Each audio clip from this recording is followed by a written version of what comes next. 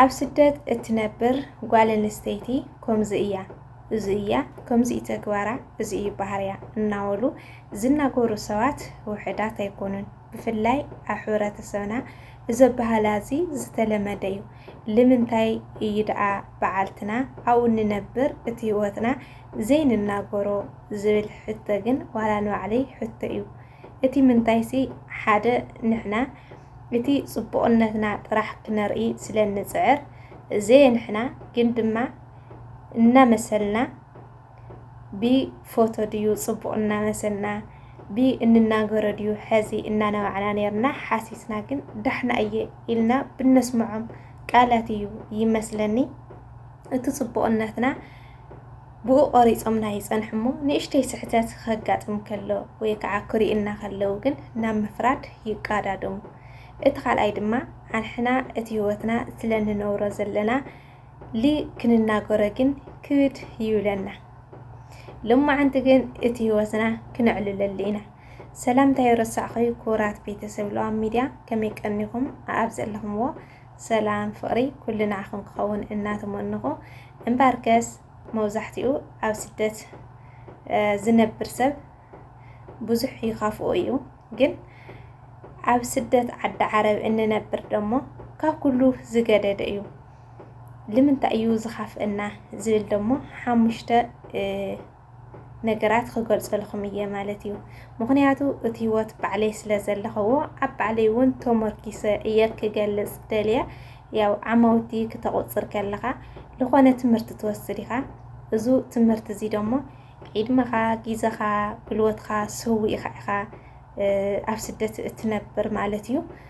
ስለዚ ኣብ ስደት ክንነብር እንከለና ኣነ ከማርር ኢለ ዘይኮንኩሲ ግን እቲ ህይወትና ብትክክል እንድሕር ገሊፅናየሲ እቲ ሕብረተሰብ ይረድኦ ኣይረድኦ ግን ድማ እቲ ህይወትና ግድን ክንገልጾ ስለ ዘለና ጽቡቕ ስደት የለን። ግን እቲ ስደት ክነጣዓሞ ኢና ንግደድ ማለት እዩ። ምክንያቱ ክትነብር ከለኻ ግድን ኢኻ ነቲ ነገራት ክትመሳሰሎ ግን ወላ እናተማመሳሰልናዮ ስደትና ከይኣኽለና ልዕሊ ስደት ግን ዝኾነ ተፅዕኖ እያ ማለት እዩ። ስለዚ እዞም ተፅዕኖታት እዚኣቶም እንታይ እዮም ዝብል እቲ ቀዳማይ ብባህሪና እዩ። እዚ ክብል ከለኹ ንኣብነት ኣንሕና መናእሰያት ኮይና ኢና ናብ ስደት እንስደት ኣብ ግዜ መርዓና ግዜ ደርዓናን ውላድናን ዝኾን ዝነበረ ኣብ ስደት ንሕልፎ ዘለና ዒድመናን ግዜናን ጉልበትናን ንስውእ ኣለና ማለት እዩ። እዚ ድሞ ሓዊ እንጨነሉ እዩ ግድን እዩ ክኻፍአና።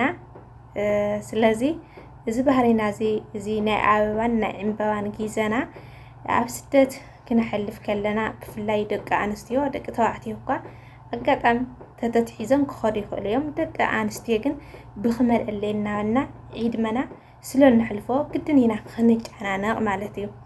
እቲ ካልኣይ ድሞ ብሕብረተሰብና ዘለዎ ኣረኣእያ እዩ።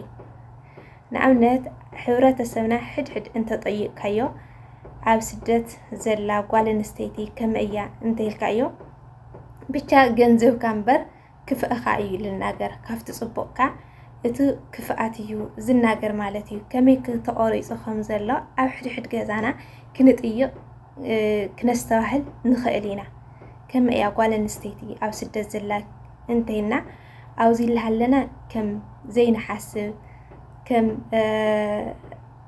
በቃ ከም ዕሽነት ገይሩ ይቆፅረና። ኣብ ዓዲ ከይድና ደሞ ከም ፅሉላት ከም ዕውዳት ብዙሕ ነገር ተፅዕኖ ኣለዎ ማለት እዩ።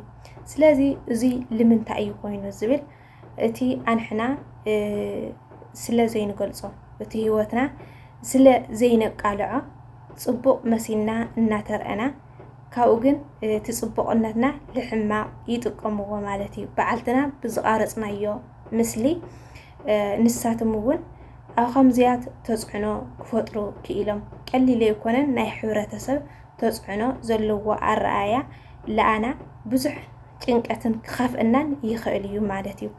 እቲ ሳልሳይ ድማ እንነብረሉ ቦታ እዩ።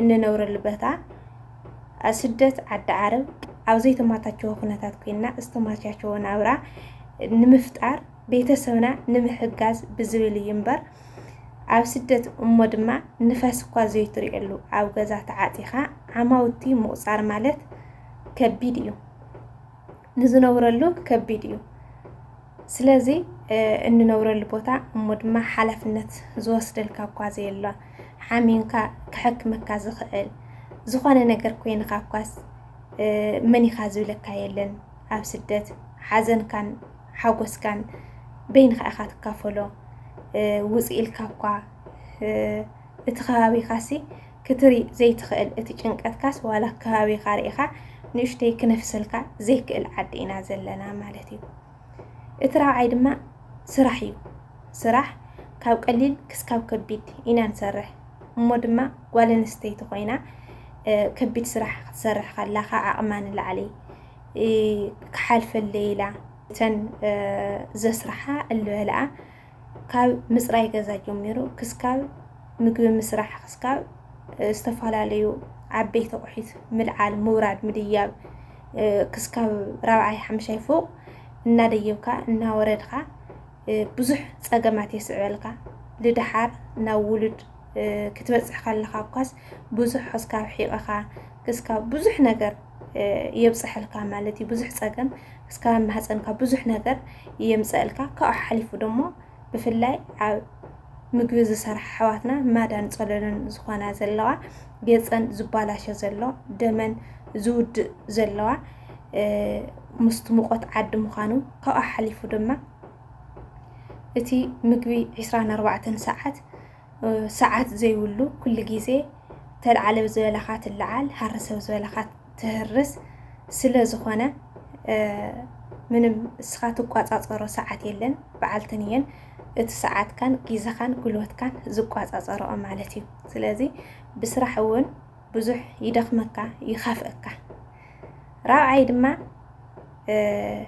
ደመወዝ እዩ ማለት ኣንሕናሲ ሕዝስ ኣብ ስደት ዘለሲ ኩሉ ትምህርቲ ሓዲጉ ድዩ መምህርነት ሓዲጉ ድዩ ስራሕ መንግስቲ ሓዲጉ ድዩ ብዙሕ ነገር ናይ ግሉ ስራሕ ሓዲጉ ድዩ ይልመፅእ ግን እቲ ደመወዝ ከምቲ ትደልዮ ኣይኮነን ንኣብነት ኣብ ካሊእ ስደት ሃገርን ኣብ ዓዲ ዓረብን ዘሎ እቲ ደመወዝ መዓር ኣይኮነን ኣብ ካሊእ ዓዲ ድማ ትምህርቲ እኳ ይመሃርሉ ዓርሶም ይሃንፅሉ ኣብዚኣ ግን ንእሽተይ ሞባይል እኳ ክትሕሲ ደም ዓይነን እዩ ዝነጥብ ማለት እዩ እናተሓባእኻ እስቲ እናበልካ ኢኻ ንእሽተን ለታ ቤተሰብካ እኳ ክትዕልል ስለዚ እቲ ደመወዝ እውን ከምቲ ትምነዮ ኣይኮነን ከምቲ ተሓስቦ ኣይኮነን ስራሕ እውን ይሰዓን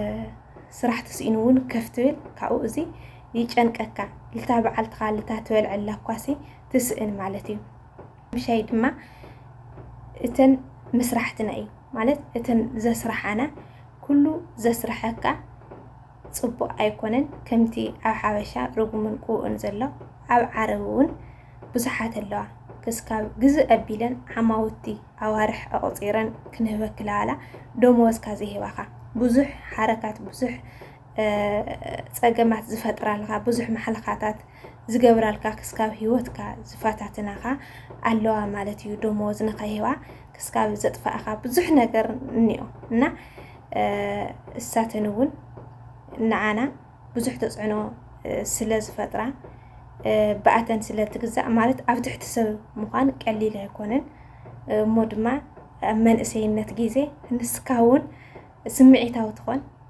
ንሳተን እውን ከምኡ ጥራሕ ታገንዘብ ኢለ ዝኸፍለክ ዘለኹ ኢለን ልታ ገንዘብ ይጥምታ ማለት እዩ ካብኡ ግን በቃ ዓቕሊ ክትገብር ስለ ዘለካ ልውሽጥኻ ስምዒታትካ ሓቢእኻ ዓቕሊ ትገብር ማለት እዩ እና እዚ ክንዲዚ ብዙሕ ነገራት ይኻፍአና እዩ ንጭነቕ ኢና ግን ናይ ጭንቀት መፍትሒታቱ እንታይ ከይና ክንገብር ዝግብአና ዝብል ኣብ ቀፃሊ ብሰፊሑ ክንዕልለሉ ኢና ኢለ እየ ዝሓስብ እዚ መደብ እዚ ንሎማዓንቲ ግን ኣብዚ ክፍለየኩም እየ ክስካብ ብካሊእ ትሕዝቶ ንመፅእ ሰናይ ንዓኹም ሰናይ ቅንያት